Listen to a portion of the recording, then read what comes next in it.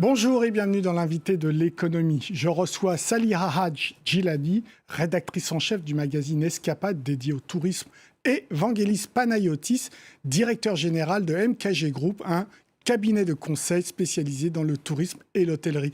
Bonjour à tous les deux. Bonjour. Donc je pense que vous avez le sourire. Le tourisme, ça repart. 3 fois plus de touristes au premier trimestre 2022 qu'au 2021. Vous êtes content ? Oui, ça repart très fort. Il était temps, parce qu'on sort d'une période qui était difficile, à la fois pour les touristes et pour les professionnels du secteur. Et on voit bien, là, c'est un petit peu la cohue dans les aéroports pour faire ses réservations. Voilà, la dernière minute, ça va être un peu compliqué. Ça repart partout ? Oui, ça repart partout et essentiellement en Europe. Par exemple, en Italie, en Grèce, en Espagne, il y a énormément de réservations.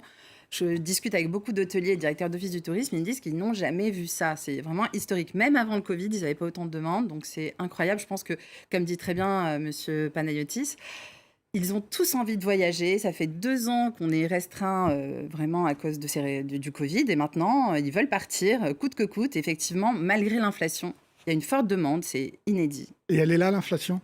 Oui, clairement, on le voit à plus d'un titre. D'abord, on a effectivement un problème de main-d'œuvre. Et donc, forcément, pour produire tout le service, on voit British Airways. On a augmenté les prix, vous voulez dire ? Oui, qui arrivait même, les salaires qui a même plus, oui, pour attirer des gens. Parce qu'on dit que souvent, c'est des métiers qui sont pénibles, qui sont difficiles. Beaucoup de gens ont changé de filière pendant cette période du Covid parce que les établissements hôteliers, par exemple, étaient fermés. Les avions ne volaient plus. Donc, il faut les ramener pour faire le service. Et puis, on a les coûts aussi, l'énergie.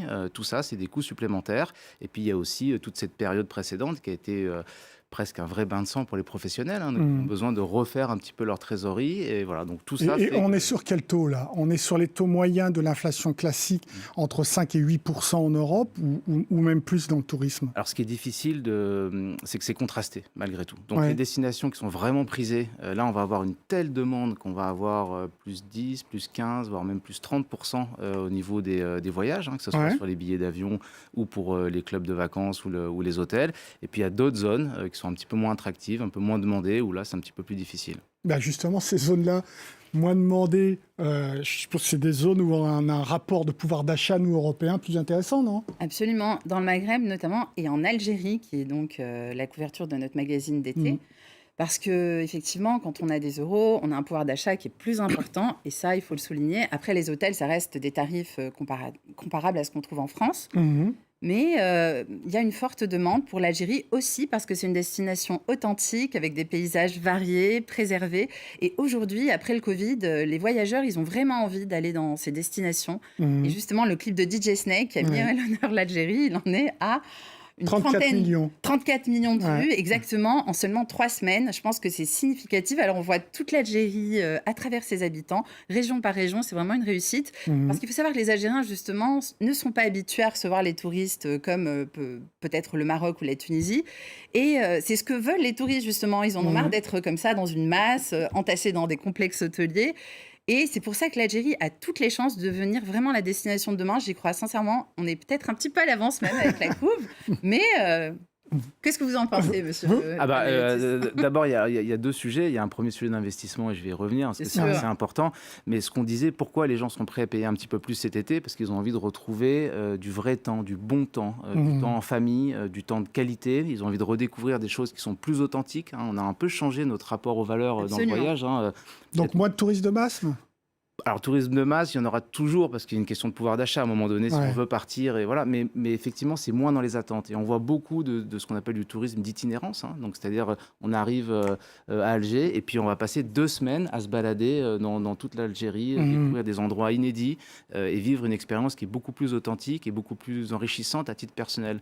Ce qui est marrant, il y a les infrastructures pour accueillir. Là, c'est le deuxième sujet. C'est l'investissement. Il y a eu une première partie d'investissement. C'était un peu moins le cas ces dernières années. Et il y a en tout cas une volonté, je vous laisserai confirmer, du gouvernement de vraiment faciliter maintenant l'investissement et les savoir-faire aussi. Parce qu'il n'y a pas que des hôtels ou des équipements, il y a aussi le fait de produire ce service et de la formation. Oui, exactement. Il y a une volonté politique de développer le tourisme. D'ailleurs, dans le magazine, on a interviewé l'ambassadeur d'Algérie en France qui en parle, et l'ambassadeur de France en Algérie qui en parle aussi.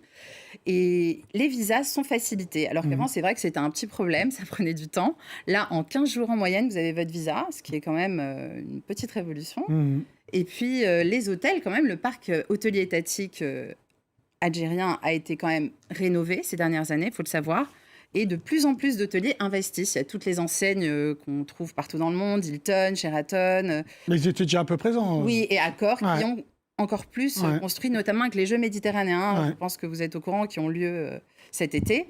Et c'est un événement historique pour l'Algérie, puisqu'ils accueillent quand même plus d'une vingtaine de pays pour ces compétitions sportives. Est-ce que c'est sécurisé, les investissements dans le tourisme en Algérie ou Alors, c'est pas toujours évident. Voilà. C'est vrai qu'il faut avoir les bonnes entrées, mais c'est partout pareil. C'est pas du tout spécifique à l'Algérie. Si vous prenez tout le pourtour méditerranéen, que ce soit du côté européen ou du côté du Maghreb, si vous voulez faire des projets en Grèce, il faut trouver les bonnes personnes, les bons avocats, avoir une bonne personne de confiance au niveau local. Oui, mais il y a une tradition, une expérience en Grèce, en Tunisie, au Maroc. Oui, mais ça reste... On parlait des grandes enseignes qui sont intéressantes parce qu'elles donnent une notion de maturité du marché. Ce sont des marchés qui, historiquement, étaient beaucoup faits par des familles. Notamment, qui ont fait leur petit hôtel, puis leur complexe, qui ont pris un peu cette manne-là. En Algérie, il y avait aussi des investissements de l'État qui ont été faits. Donc, on a besoin de créer tout ce tissu entrepreneurial à tous les différents échelons. Et la finance arrive aussi ou pas ?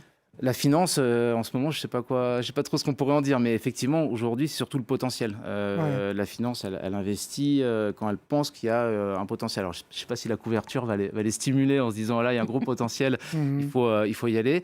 Mais généralement, elle a besoin de trouver un peu des faisceaux faibles, de voir des belles courbes qui montent, et de se dire, là, on a quelque chose à faire. Parce que si on prend le cas d'un hôtel, vous investissez pas pour 5 ans. Vous êtes parti pour au moins 15 ans, voire 20 ans, pour avoir les retours sur investissement, créer la valeur. Voilà, donc ça prend un petit peu de temps et il faut créer tout cet écosystème pour le faire. Saliha, vous parliez de l'Algérie, c'est plutôt ouvert aux routards avec des budgets de petits hôtels, etc., de Airbnb, ou c'est également ouvert à ceux qui ont envie de mettre un petit peu d'argent dans le confort des hôtels ? En fait, c'est ouvert aux deux. C'est-à-dire que récemment, pour vous donner un exemple, il y avait ce youtubeur Ben & Co qui a fait pendant 25 jours l'Algérie avec son sac à dos pour 600 €. Donc ça donne une idée quand même. Mais il est allé chez l'habitant essentiellement, mais dans un confort qui était très intéressant. Il avait ses taxis, tout s'est très bien passé. Il y a du Airbnb Et du Airbnb, bien sûr. Il y en a en Algérie, il y en dans a. les grandes villes, Alger, Oui, il y en a. Et il y a aussi beaucoup de maisons d'hôtes du côté de Gardaïa, par exemple, au niveau du Sahara. Ça, c'est vraiment beaucoup développé, mais ça fait longtemps que ça existe. Et puis, il y a aussi ce tourisme de confort, plutôt luxe, avec des hôtels qui sont comparables à ce qu'on trouve en France et dans d'autres pays. Par exemple, à Oran, il y a des rooftops qui sont identiques à ceux que vous trouverez à Paris en plein été, dans les beaux quartiers. Et je les ai testés, donc je vous confirme, parce que j'y vais souvent en Algérie.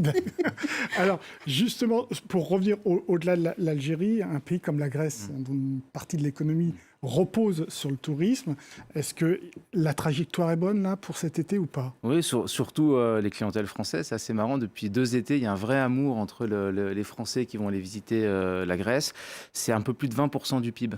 Donc, c'est effectivement extrêmement important. En France, c'est de l'ordre de 8%. La moyenne, c'est à peu près 10% dans le monde. Donc, on parle d'une industrie qui est quand même extrêmement importante en termes d'économie, de ruissellement pour ces pays-là. Et là, la Grèce, ça marche très fort parce que, justement, on va retrouver ce côté un peu authentique. Il y a plein de petites îles. On peut aller vivre des expériences assez simples. Ils ont pu maintenir leurs infrastructures hôtelières. Il n'y en a pas qui ont fermé à cause de la crise, évidemment, bien avant la pandémie. Ils ont pu maintenir ça, ce tissu ? Oui, alors il y a eu dans les années 70 un premier cycle d'investissement très important en Grèce, qui était un peu similaire à ce qu'on avait vu en Espagne ou en Italie. Et puis, depuis une dizaine d'années, on va vers un peu plus de premium. C'est le choix qu'ils ont fait de se positionner parce que, effectivement, il y a la Turquie aussi qui est à côté. Il y a d'autres destinations où premium, donc plus cher. Voilà, donc plus cher, exactement, parce que quand on est en zone euro et qu'on a des clients qui payent en euros aussi, voilà, il faut arriver à trouver le bon rapport qui a été pris. Et face à toute la concurrence de l'autre côté de la Méditerranée, que ce soit la Turquie ou le Maghreb, il faut pouvoir offrir le petit premium en plus en termes d'expérience. L'Algérie se fixe un pourcentage de son économie pour le tourisme ou pas ? Ou ils en sont là ou pas encore ?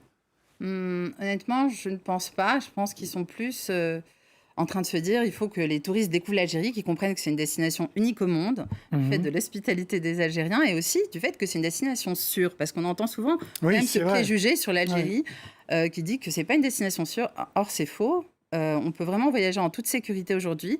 La décennie noire, ça fait une vingtaine d'années, elle est derrière nous. Et aujourd'hui, les frontières sont sécurisées et c'est sincèrement un des pays les plus sûrs d'Afrique. Est-ce que le tourisme va aider un certain nombre de pays qui rencontrent de grosses difficultés, hein? On a parlé de la Grèce, mais on peut parler de la Tunisie et de l'Égypte. Est-ce que là, le tourisme sera présent pour aider ces pays? C'est encore un tout petit peu tôt pour s'en rendre compte, parce qu'on avait vu qu'on voyage moins loin, dans des zones qu'on maîtrise bien. Donc on va voir les Américains beaucoup chez eux. L'Asie aussi, c'est pas encore ouvert complètement, donc ils restent beaucoup dans leur région.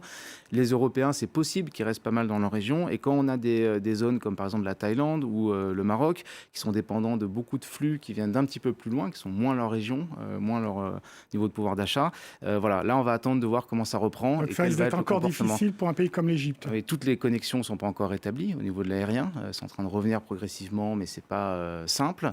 Et puis, il y a effectivement, pour l'instant, en tout cas, une tendance à voyager moins loin, parce qu'il y a aussi des sujets d'empreinte carbone. On a presque une culpabilité bientôt de partir en voyage. Donc, les gens se disent, voilà, est-ce qu'on peut faire du train? Est-ce qu'on peut avoir des choses moins loin? Est-ce qu'on est plus attentif à notre empreinte carbone et la façon dont on voyage?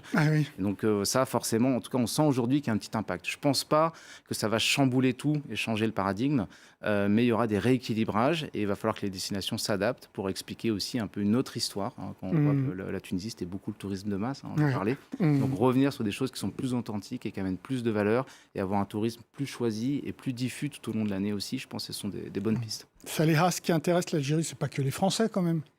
Non, c'est pas que les Français. Et figurez-vous qu'ils ont déjà beaucoup de touristes américains qui se passionnent pour l'Algérie. Finalement, les touristes anglo-saxons, ça fait longtemps qu'ils viennent en Algérie. Bon, la France, vu l'histoire avec l'Algérie, c'est vrai que ça a été un petit peu compliqué. Maintenant, on va vers une relation apaisée. Les deux ambassadeurs en parlent dans le magazine. Mais disons que les Américains se passionnent vraiment pour l'Algérie. Il y a même des groupes de femmes qui vont dans le Sahara et qui sont fanatiques et qui continuent à garder ces liens avec les Algériens qu'elles ont rencontrés. Merci à tous les deux pour vos réponses. L'invité de l'économie, c'est terminé. Évidemment, vous pouvez retrouver cette émission sur france24.com, sur nos réseaux sociaux et sur nos podcasts. Au revoir.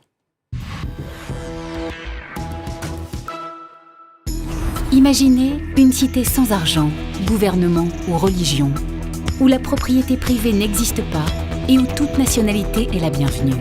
Ce projet utopique est celui d'une Française de Pondichéry, Mira Alfassa, surnommée la mère. In the Charter of Auroville, it says Auroville does not belong to anybody in particular. 54 ans après sa fondation, le rêve d'une nouvelle société est-il abouti? Quelles en sont les réussites et les échecs? If you look overall, Mother wanted it in 5 years, everything ready. We are far from complete. Billet retour à Auroville, à voir sur France 24 et france24.com.